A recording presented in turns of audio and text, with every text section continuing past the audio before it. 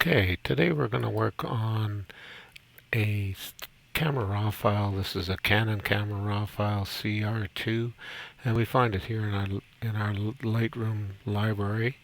We're just going to click on it here, and first thing that I'd like to do is to create a copy, a virtual copy. Then I still have the original raw file to work with, so I'm going to press Command, comma, and that'll create a copy. Then we'll press the D for change this over to the develop mode. And then we have our photo here to work on, the original raw file.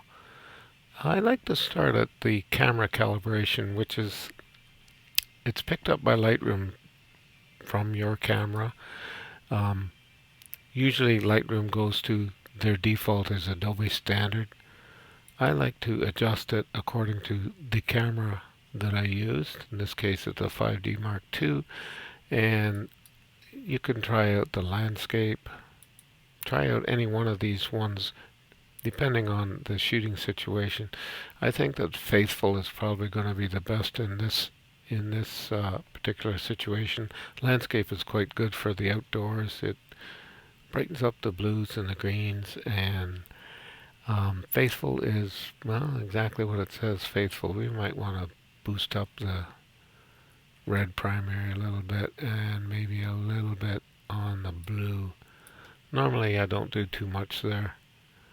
Okay, now we're going to go to the lens correction panel, which I like to check these two boxes here, chromatic aberration and the lens profile, which corrects for any distortion in the image. You can see if you uncheck it, the image changes slightly, and that's due to the curvature of the lens. So after that, we're going to go to the crop box. And from there, I'm going to get a general sense of how I want the photograph to look at in the end. If you look up here, it has your aspect ratio, and you have the original as shot, depending on whether your camera is full frame or a crop sensor. This is a full frame camera, so it's the original, and that would be 2:3, so it hasn't changed any. Sometimes for landscape photos, I like to use the 16:9 crop. I don't think that that's too appropriate for this particular. It might be all right. Let's see how it looks. It might be all right for this image. We'll try it and see. So you can either click on here or you can press return. Now we're going to go to the basic tab, and you can just move around your histogram here a little bit. This is a new feature in Lightroom. It's quite good. I like to, as you can see, if you've clipped the highlights, you bring them back to, they're not too bad. And we just move the shadows down a little bit. I like to do most of my things in the tone curve. So here I have the tone curve, and I just move the highlight back a little bit, and I'll put in a little bit of medium contrast, and we'll work with that. So now we'll go back to the basic panel. And in the basic panel, I like to open up the shadows a little bit. It's just a standard procedure for me. Open up the shadows a little bit and bring down the highlights. Sometimes it's appropriate, not always. Often I'll go to the Auto tab just to see what it does.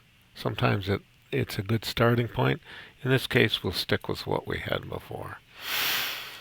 So I'm going to add a little bit of clarity and a touch of vibrance. I like to stay away from saturation, because what saturation does is it increases the saturation of all colors in the photo, whereas the vibrance tends to stick more to the mid-tones. It doesn't increase the saturation of the colors that don't really need it. So we're just going to put just a tinge of vibrance in here. We have a bit of color, a bit of clarity, and a little bit more contrast. Now, what we're going to do here with this isn't looking too bad. I'm going to go to the detail panel, and adjust a little bit of input sharpening, which I have previously set as a default in Lightroom. Whatever any of my photo raw files open in Lightroom, this is the default sharpening that they get. Sometimes I'll increase that a little bit later. For now, I think we're doing okay. So we're back to the basic panel here. I'm going to try the adjustment brush. Now you click on the adjustment brush here and it creates a brush, as you can see here. And you can change the size of the brush here. Also, you can change the amount of feathering, how much you want to feather the adjustment that you're making. I like to have generally a good feather so that there's no sharp edges on what you're doing. So we started our point here. Well, let's move it down here. We have click on the auto mask, and then you can, when you hover over here, you can see where your mask is being applied. The brush is being applied. So we can go to any one of these adjustment settings. We're going to try the highlights for now. So we want to pull the exposure down on the highlights. And what we're going to do is we're just going to drag this brush around to all of the areas that we want to work on.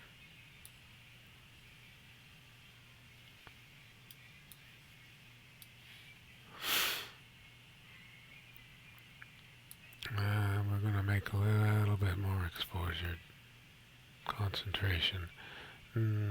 There you see it's gone. Now we're going to change this a little bit. We're going to go to just the exposure, right? So we want to do new brush. So that'll give us a new starting point here or wherever. You can even add a little color to it if that's your preference. Depending on if you're just working on one individual color, you can color the brush. We're going to leave it neutral for now. We just want to adjust the exposure a little bit. So we're going to push the exposure down to about -1. And we're just going to drag this around the image a little bit. Okay, and we see what we've done with here.